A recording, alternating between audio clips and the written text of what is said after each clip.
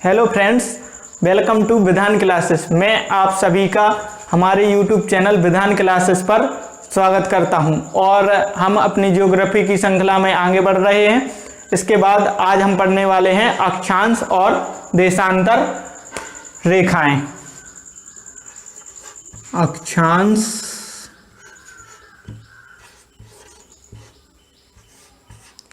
व देशांतर रेखाएं।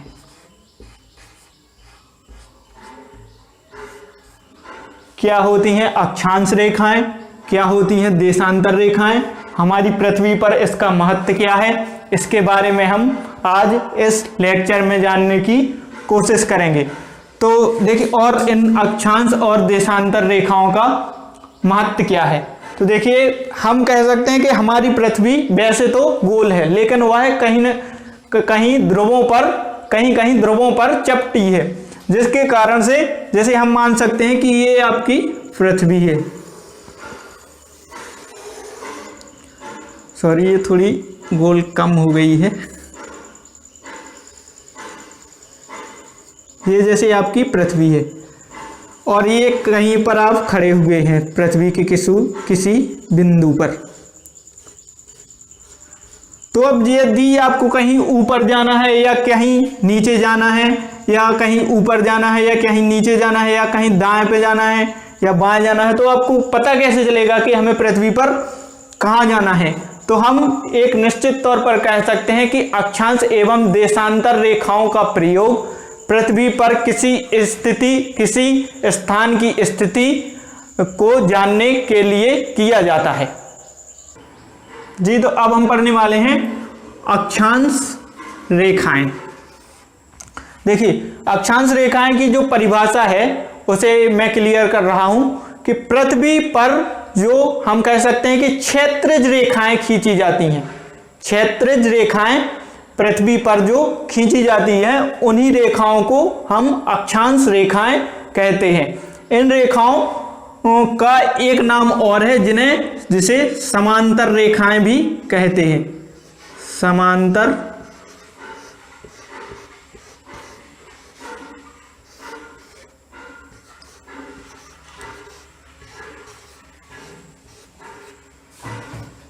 रेखाएं, अक्षांश रेखाएं या इन्हें समांतर रेखाएं भी कहते हैं, और यह पृथ्वी पर क्षैतिज खींची जाती हैं। देखिए, तो समझते हैं कि अक्षांश रेखाएं कैसी होती हैं। मान लेते हैं कि ये आपकी एक पृथ्वी है, मान लेते हैं कि ये पृथ्वी है। तो अक्षांश रेखाएं यहां से मैं देखिए, यहां से ऐसी बनती जाती हैं आपकी, और यह पूरे गोले के रूप में होती हैं। जिसे हम कह सकते हैं कि अक्षांश रेखाएं पूरे गोले के रूप में होती हैं। ऐसी अक्षांश रेखाएं पूरे गोले के रूप में पूरी पृथ्वी पर होती हैं। ये अक्षांश रेखाएं। अब सबसे बड़ा सवाल है कि हम 0 डिग्री अक्षांश को, कौन सी रेखा को हम 0 डिग्री अक्षांश मानेंगे।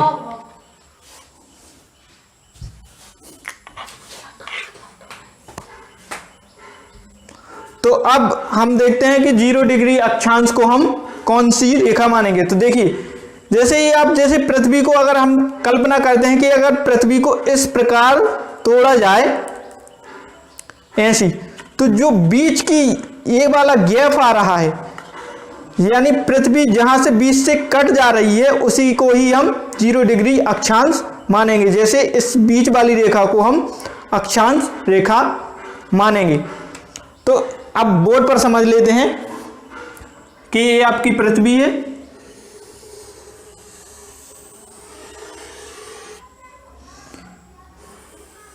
ये आपकी है 0 डिग्री अक्षांश।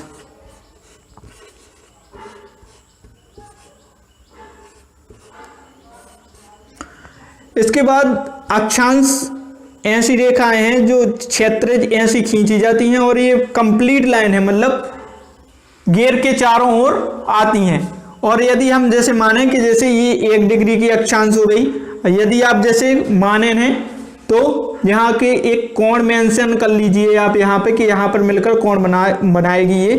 तो ये 2 डिग्री की अक्षांश हो गई, ये 3 डिग्री अक्षांश हो गई। तो ये आपकी अक्षांश रेखाएं हैं। अब इसके बाद जो अक्षांशों में आपको महत्वपूर्ण बिंदु याद रखने हैं उन पर हम चर्चा कर लेते हैं जी। तो अब जो अक्षांश रेखाओं के बारे में महत्वपूर्ण पॉइंट हैं उनको हम समझते चलते हैं। ये आपकी पृथ्वी है। तो सबसे पहला जो पॉइंट है, 0 डिग्री अक्षांश को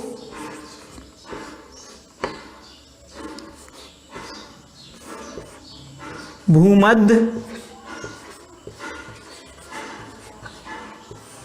या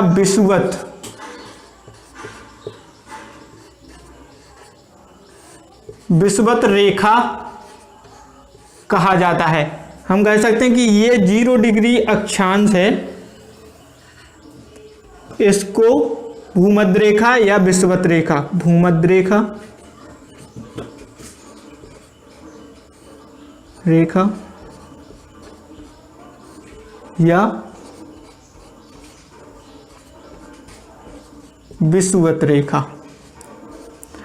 इसके बाद जो आप सेकंड पॉइंट है वह है कि जो विषुवत रेखा पर हम कह सकते हैं कि वृत्तीय गोला होता है। जैसे एक ये पूर्ण गोले होते हैं, मतलब यहां पर होगा एक, फिर यहां पर ये होगा एक, फिर यहां पर होगा एक, ऐसे ही यहां पर होगा एक, यहां पर होगा एक। तो जो हम कह सकते हैं कि जो विषुवत रेखा वाला वृत्तीय गोला है, विषुवत रेखा वाला या भूमध्य रेखा वाला हम कह सकते हैं कि गोला है, अक्षांशीय गोला, वह सबसे बड़ा होता है, वह सबसे बड़ा होता है। और जैसे ही हम ध्रुवों की ओर जाते हैं, जैसे ही हम यहां से ध्रुवों की ओर चलते हैं तो यह गोले छोटे होते चले जाते हैं। जैसे आप देखिए कि ये वाला गोला सबसे बड़ा है और यह वाला गोला सबसे छोटा है, यह पूरे पूर्ण गोले होंगे। फिर इसके बाद जो तीसरा पॉइंट यह है कि 2 अक्षांशों के मध्य की दूरी, 2 अक्षांश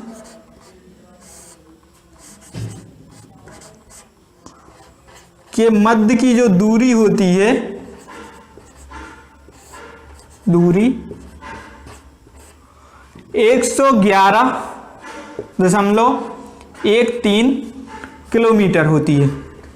यानी हम कह सकते हैं कि जैसे ये 2 अक्षांश हैं ये वाले, तो इनके जो बीच की दूरी होगी वो 111.13 किलोमीटर होगी।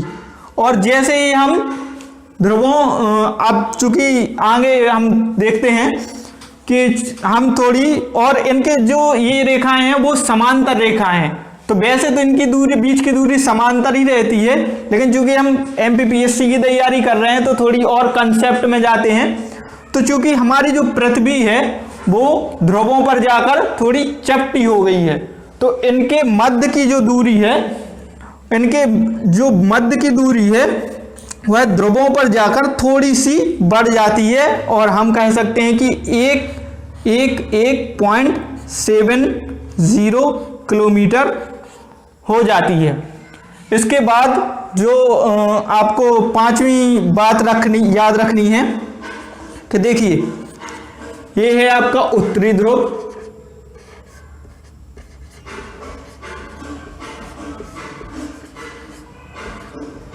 और यह है आपका दक्षिणी ध्रुव।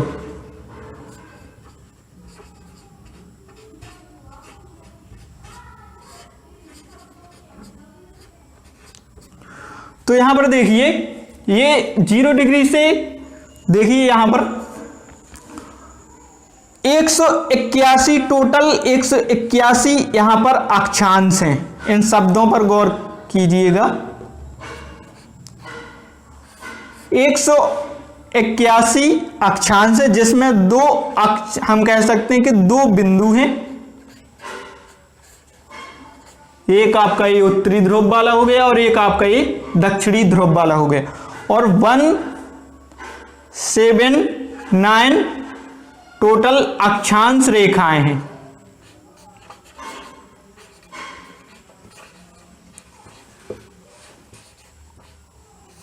अक्षांश रेखाएं हैं। तो देखिए अक्षांश रेखाओं के बारे में आपको क्या क्या बातें याद रखनी है। अक्षांश रेखाएं वे रेखाएं होती हैं जो पृथ्वी पर क्षैतिज, हम कह सकते हैं कि क्षैतिज रेखाएं खींची जाती हैं। इन रेखाओं को समांतर रेखाएं भी कहते हैं।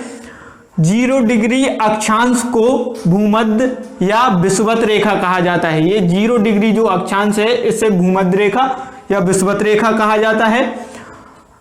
विषुवत रेखा का जो वृत्तीय, हम कह सकते हैं कि जो वृत्तीय या अक्षांशीय गोला होता है ये वाला, क्योंकि ये अक्षांश रेखाएं पूरी होती हैं, एक चारों ओर एक वृत्त के समान होती हैं। तो भूमध्य रेखा या विषुवत रेखा पर जो वृत्तीय गोला होता है वह सबसे बड़ा होता है। और जैसे ही हम ध्रुवों के ओर जाते हैं, जैसे उत्तरी ध्रुव या दक्षिणी ध्रुव, जैसे ही हम ध्रुवों के ऊपर जाते हैं तो इन गोलों का आकार छोटा होता जाता है। इसके बाद आपको याद रखना है कि दो अक्षांशों के मध्य की दूरी 111.13 किलोमीटर होती है, परंतु चूंकि पृथ्वी ध्रुवों पर जाकर थोड़ी सी चपटी हो गई है तो इनके मध्य की दूरी थोड़ी सी बढ़ जाती है, 111.70 किलोमीटर हम कह सकते हैं कि हो जाती है। इसके बाद जो आपको याद रखनी है कि इसमें 181 अक्षांश हैं। देखिए 181 अक्षांश हैं, जिनमें से 2 अक्षांशीय बिंदु हैं, उत्तरी ध्रुव और दक्षिणी ध्रुव, तथा 179 जो हैं वो अक्षांश रेखाएं हैं। इसके बाद हमें पढ़ना है अब अक्षांश रेखाओं का महत्व। जी, तो अब हम कुछ महत्वपूर्ण जो अक्षांश रेखाएं हैं उनके बारे में चर्चा करने वाले हैं कि कौन कौन सी महत्वपूर्ण अक्षांश रेखाएं हैं। तो आप देखते चलिए और समझते चलिएगा।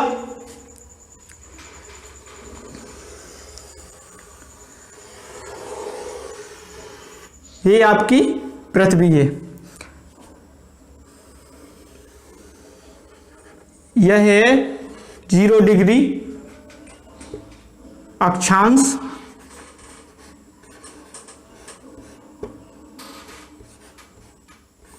जिसे हम कहते हैं भूमध्य रेखा।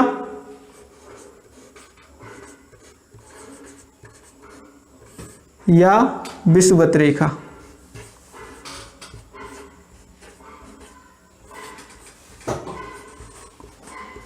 इसके बाद आती है आपकी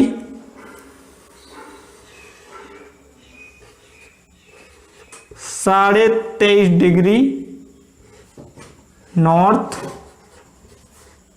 अक्षांश।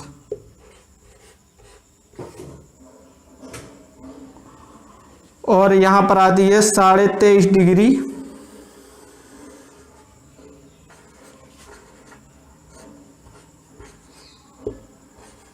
साउथ अक्षांश।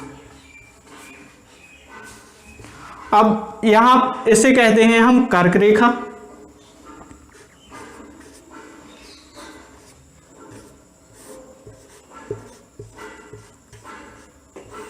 और इसे कहते हैं मकर रेखा।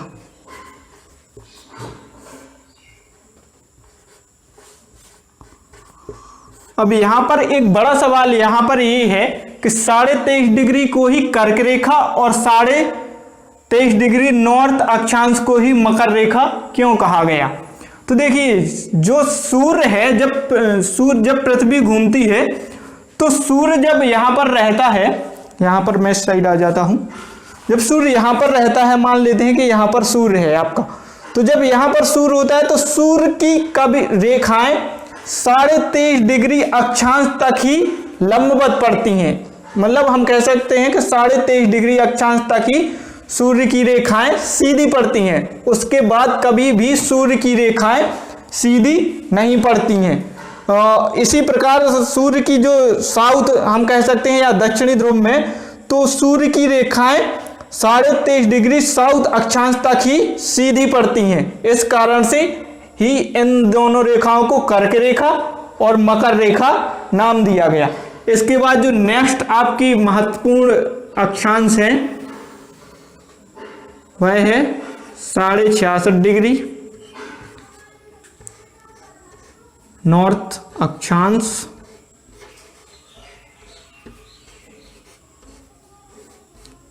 और 66.5 डिग्री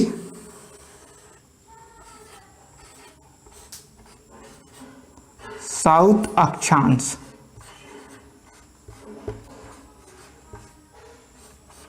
इसे कहते हैं आर्कटिक वृत्त, आर्कटिक वृत्त, इसे कहते हैं अंटार्कटिक वृत्त।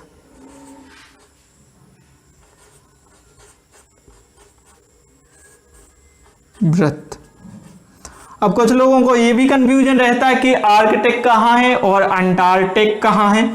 तो यदि आपने कभी नक्शा देखा हो वर्ल्ड का, तो उसमें देखना कि आप आर्कटिक ऊपर रहता है और अंटार्कटिक जो आपका क्षेत्र है वह हमेशा नीचे रहता है। जैसे अंटार्कटिका से आप याद रख सकते हैं कि अंटार्कटिका हमेशा नीचे रह सकता है। और इसके अतिरिक्त एक और है कंसेप्ट है कि अगर आप मतलब ऐसे याद रखने चाहें तो आर्कटिक थोड़ी हल्का शब्द रहता है और हल्की चीजें जो हैं वो ऊपर रहती हैं। इसके अतिरिक्त जो अंटार्कटिक है वह थोड़ी भारी शब्द लगता है, तो इस कारण से भारी जो चीजें हैं वो नीचे रहती हैं। तो आप ऐसे भी याद रख सकते हैं। इसके बाद इसे कहते हैं आपका उत्तरी ध्रुव,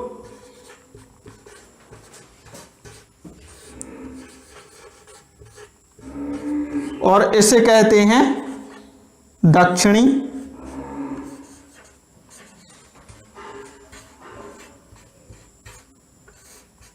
ध्रुव। तो ये आपकी कुछ महत्वपूर्ण अक्षांश रेखाएं थी। इन अक्षांश रेखाओं को आपको याद रखना है। इसके बाद अब हम पढ़ने वाले हैं अक्षांश रेखाओं का महत्व, कि अक्षांश रेखाओं का महत्व क्या है आखिरकार। जी, तो अब हम पढ़ने वाले हैं अक्षांश रेखाएं या समांतर रेखाओं का महत्व, कि आखिर इनका महत्व क्या है, यह पृथ्वी पर खींची क्यों गई हैं।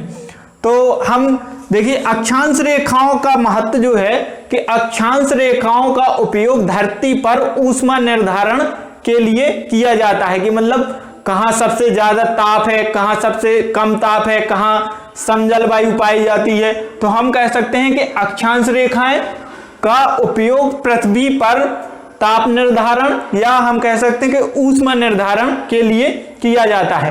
तो मैं आपको बताता हूं पृथ्वी पर कि कैसे कैसे ताप निर्धारण किया जाता है या ऊष्मा निर्धारण किया जाता है। देखिए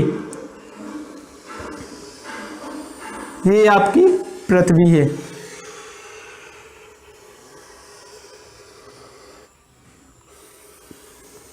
ये 0 डिग्री अक्षांश,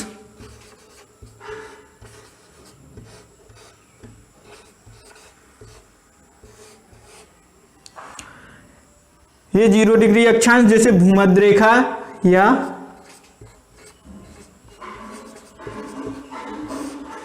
विषुवत रेखा कहते हैं।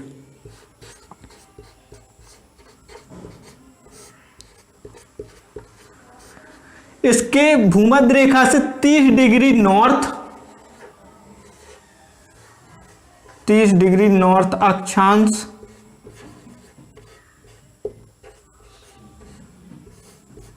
और 30 डिग्री साउथ अक्षांश।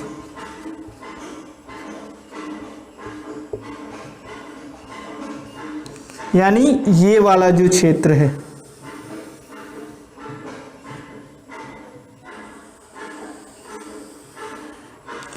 यहां पर जो ये वाला क्षेत्र है, यहां पर मैं थोड़ी बना दे रहा हूं,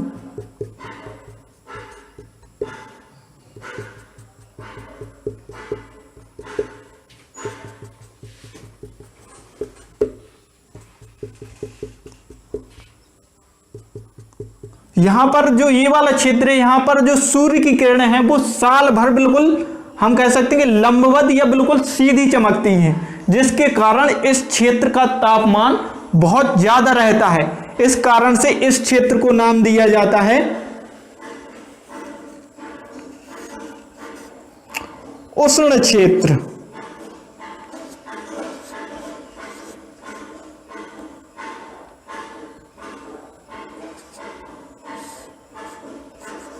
उष्ण क्षेत्र, इस क्षेत्र में सूर्य की किरणें वर्ष भर बिल्कुल सीधी या लंबवत पड़ती हैं, जिसके कारण यहां पर एकदम उच्च तापमान पाया जाता है। इसके कारण जिससे इस क्षेत्र का तापमान बहुत ही उच्च पाया जाता है।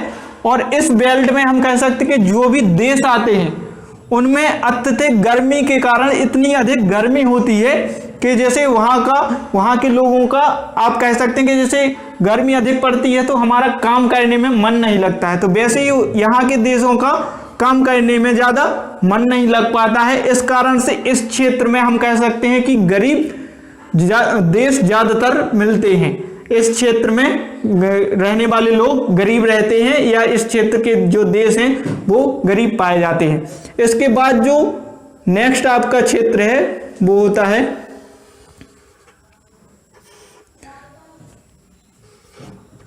30 डिग्री नॉर्थ अक्षांश से 60 डिग्री नॉर्थ अक्षांश तक, और नीचे 30 डिग्री नॉर्थ अक्षांश से 60 डिग्री साउथ अक्षांश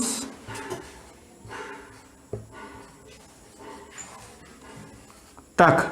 ये वाला जो आपका क्षेत्र है, ये वाला जो क्षेत्र है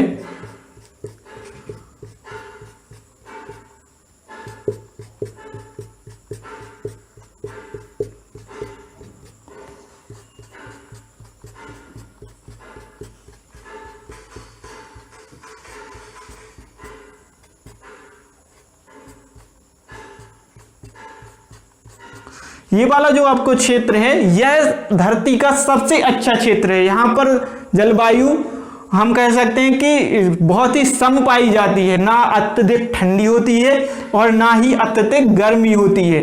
इस कारण से इस बेल्ट में जो देश पाए जाते हैं वह बहुत ही अच्छे होते हैं और वहाँ बहुत ही जनसंख्या अधिक पाई जाती है, क्योंकि यहाँ सम जलवायु पाई जाती है। हालांकि 2-3 महीने ठंडियों के थोड़ी से कठिन होते हैं, वो भी ज्यादा नहीं, बिल्कुल थोड़ी सी, लेकिन फिर भी यह क्षेत्र बहुत ही अच्छा क्षेत्र माना जाता है। इसलिए इस क्षेत्र को नाम दिया जाता है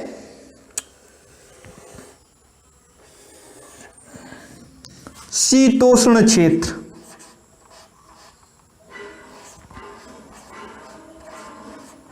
शीतोष्ण क्षेत्र। और यह वाला जो क्षेत्र है हम कह सकते हैं कि जो यह वाला क्षेत्र है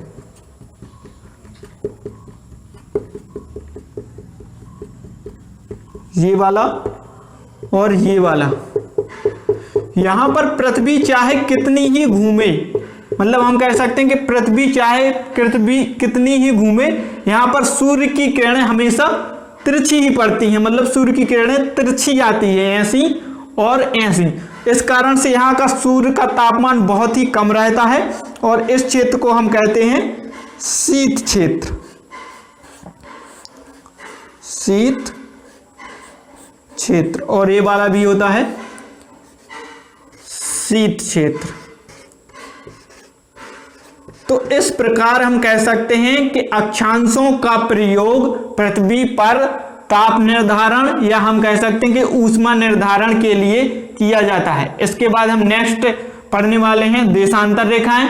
तो देशांतर रेखाओं के बारे में जानते हैं कि क्या होती हैं देशांतर रेखा। जी, तो इसके बाद हम पढ़ने वाले हैं देशांतर रेखाएं, और इन रेखाओं को यामोत्तर रेखाएं भी कहा जाता है। तो देखिए देशांतर रेखाओं की परिभाषा क्या होती है। वे रेखाएं जो पृथ्वी पर ऊर्ध्वाधर रेखाएं खींची जाती हैं, या हम कह सकते हैं कि पृथ्वी पर, जैसे आप मान लीजिए कि ये आपकी पृथ्वी है, तो वे रेखाएं जो पृथ्वी पर ऊर्ध्वाधर रेखाएं खींची जाती हैं, या हम कह सकते हैं कि जो खड़ी रेखाएं पृथ्वी पर खींची जाती हैं उन रेखाओं को ही हम देशांतर रेखाएं कहते हैं।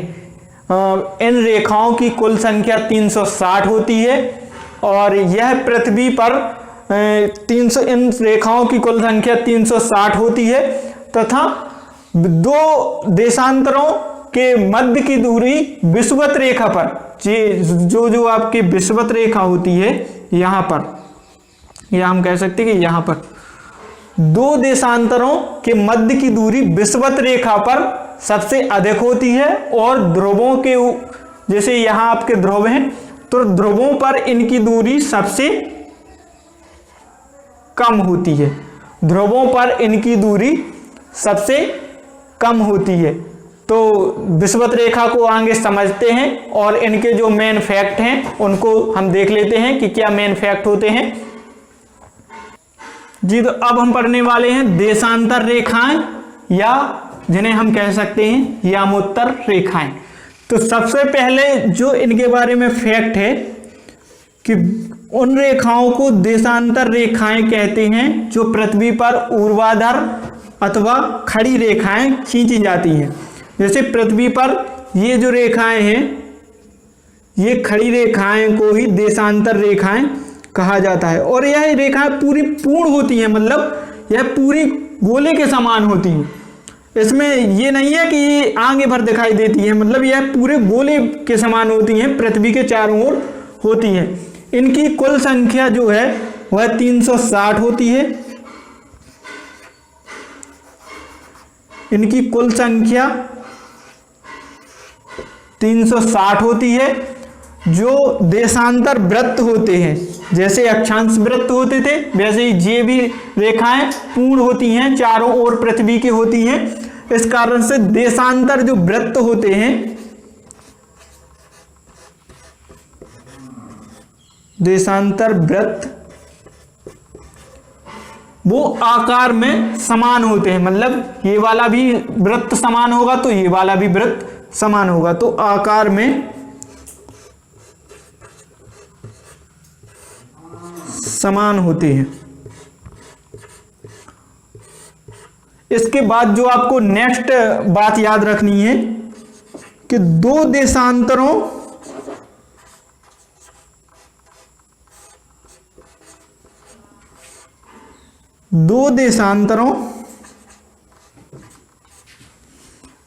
के मध्य की दूरी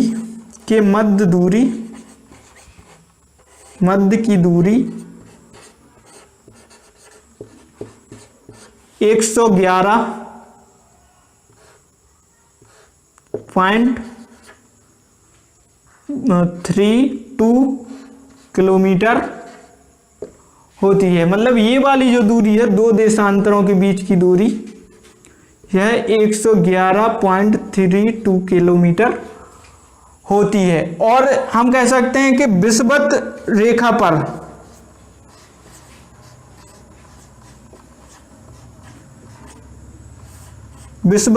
पर दो हम कह सकते हैं कि देशांतरों की दूरी बहुत सबसे अधिक होती है, विषुवत रेखा पर सबसे अधिक,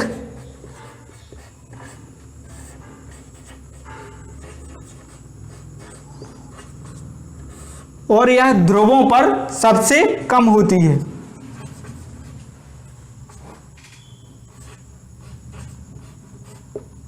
ध्रुवों पर सबसे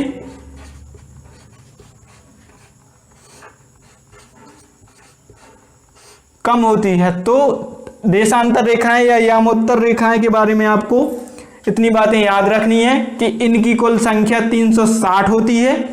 देशांतर वृत्त आकार में समान होते हैं। दो देशांतरों के मध्य की दूरी 111.32 किलोमीटर होती है और विषुवत रेखा पर जो दो देशांतरों के मध्य की दूरी है वह सबसे अधिक होती है तथा ध्रुवों पर सबसे कम होती है। अब हम पढ़ने वाले हैं देशांतर रेखाओं का महत्व, तो चलते हैं जी। तो अब हम पढ़ने वाले हैं देशांतर रेखाओं का महत्व, की आखिर देशांतर रेखाओं का महत्व क्या है और यह पृथ्वी पर क्यों खींची गई है। तो सबसे जो महत्वपूर्ण महत्व है देशांतर रेखाओं का वह है कि देशांतर रेखाओं के द्वारा ही हम किसी पृथ्वी के किसी भी स्थान का समय निर्धारण करते हैं।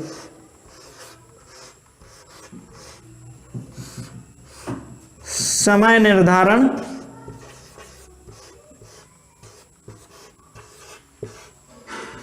देशांतर रेखाओं का मुख्य रूप से उपयोग समय निर्धारण के लिए किया जाता है। जैसे किसी आप सुनते होंगे कि किसी देश में 5 बजे हैं तो किसी देश में 2 ही बजे हैं। तो इस प्रकार देशांतर रेखाओं का उपयोग समय निर्धारण के लिए किया जाता है। अब आप बोलेंगे कि सर ये तो समझ में नहीं आया, आपने क्या बोल दिया कि समय निर्धारण में किया जाता है। तो मैं आपको एक कंसेप्ट बताता हूं, उसे देखिए और फिर बताइए कि मतलब इनका उपयोग समय निर्धारण में किया जाता है कि नहीं। तो देखते हैं जी। तो आपने एक कंसेप्ट सुना होगा कि भारत जो है, भारत का समय जो है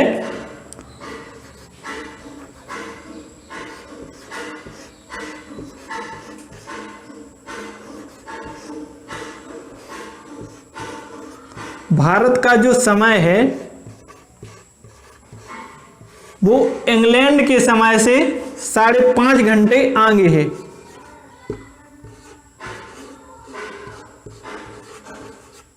इंग्लैंड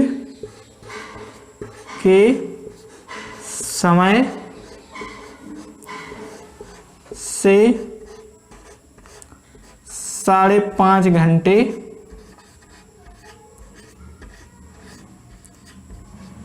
आगे है। यह आपने कंसेप्ट सुना होगा। तो सबसे पहले तो हमें यह देखना है कि विश्व का समय निर्धारण किसके द्वारा होता है, मतलब विश्व का समय निर्धारण हम कैसे करते हैं।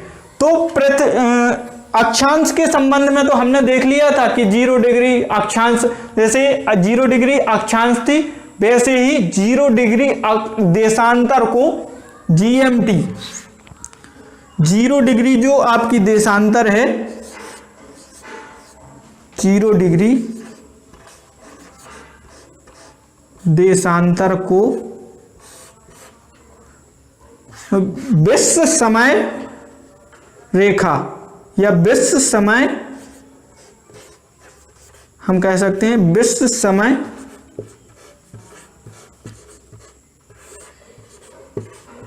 रेखा या GMT,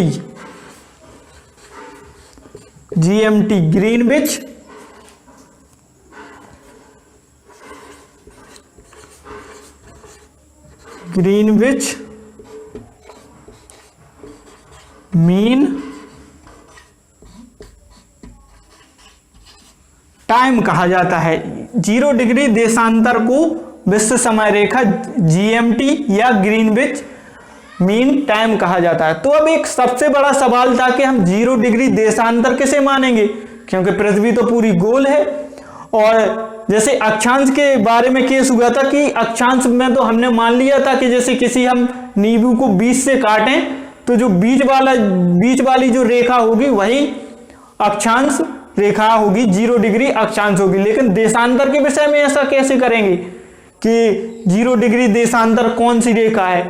तो उस समय यह घटना 1884 के समथिंग की है।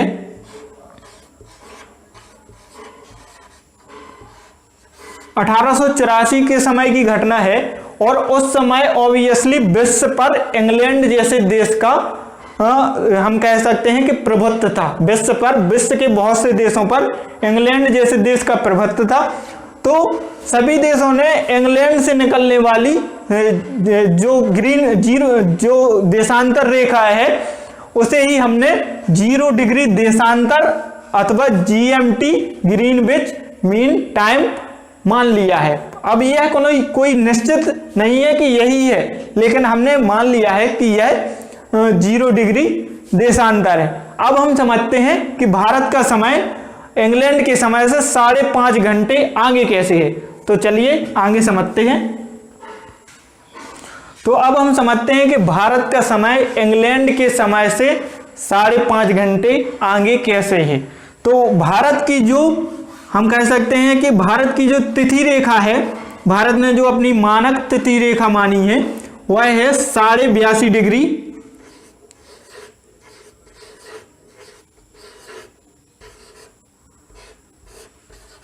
82.5 डिग्री पूर्वी देशांतर। यह है भारत की मानक समय रेखा,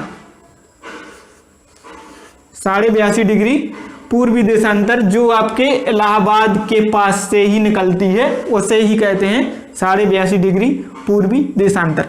अब देखिए, पृथ्वी अपनी धुरी पर पश्चिम से पूर्व चक्कर लगा रही है और अपनी धुरी पर हम कह सकते हैं कि एक बार पूरी कितने समय में घूम जाती है, 23 मिनट 56 सेकंड। एग्जैक्टली यही टाइम मान लेते हैं, लेकिन हम मान लेते हैं कि लगभग 24 मिनट में घूम जाती है। तो पृथ्वी 24 मिनट में 360 डिग्री हम कह सकते हैं कि घूम जाती है टोटल 24 मिनट में, वो 24 घंटे में, 24 घंटे में 360 डिग्री घूम जाती है। तो 1 घंटे में कितना घूमेगी, 360 बटे 24, और ये आपका आएगा यहां पर 15 डिग्री।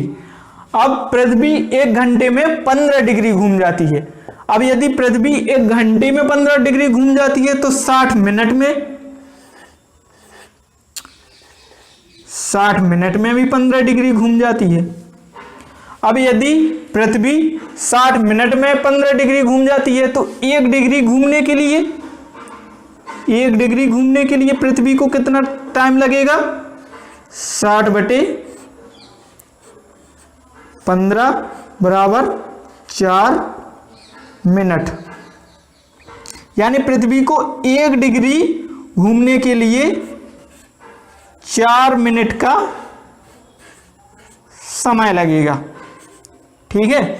अब चूंकि हम तो मतलब पूर्व में है भारत, पूर्व की तरफ है, तो 82.5 डिग्री पूर्वी देशांतर, तो हम ऐसे ही बढ़ते चलते हैं कि मतलब 0 डिग्री, देखिए 0 डिग्री जो आपकी देशांतर रेखा है वह इंग्लैंड में है और हमें चलना है 82.5 डिग्री पूर्वी देशांतर तक। तो 0 डिग्री और 82.5 डिग्री के बीच में 82.5 का डिफरेंस है, 82.5 डिग्री का डिफरेंस है। और अब देखिए कि 1 घंटे में 15 डिग्री घूम जाती है पृथ्वी, 1 घंटे में 15 डिग्री घूम जाती है। तो 5 घंटे में कितनी घूम जाएगी, 15 इंटू 5 बराबर 75 डिग्री। ठीक है, 75 डिग्री। अब बचा कितना यहां पर, 7.5 डिग्री। यहां पर जैसे मैं लिख देता हूं, यहां पर बचा कितना है, 7.5 डिग्री बचा है। इसमें से 82.5 डिग्री में से 75 डिग्री माइनस कर दीजिए। और आप देखिए कि यहां पर 1 घंटे में 15 डिग्री घूम जाती, 1 घंटे में 15 डिग्री घूमती है। तो 7.5 डिग्री घूमने में कितना समय लगेगा, 7.5 डिग्री घूमने में लगेगा 1/2 घंटा, यानी आधा घंटा लगेगा। तो इस प्रकार हम कह सकते हैं कि भारत का समय जो है वो इंग्लैंड के समय से 5.5 घंटे आगे है। इसके बाद हम नेक्स्ट कंसेप्ट पे चलते हैं। इसके बाद जो आपको एक और पॉइंट याद रखना है कि 180 डिग्री देशांतर रेखा को अंतरराष्ट्रीय तिथि रेखा कहा जाता है। जैसे आपको यहां पर एक और पॉइंट याद रखना है, मैं यहां पर स्टार बना के लिख देता हूं कि 180 डिग्री देशांतर को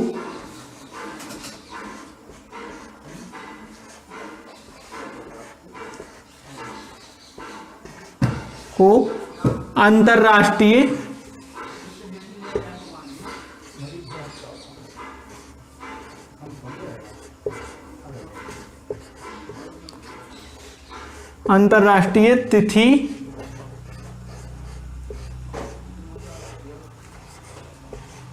रेखा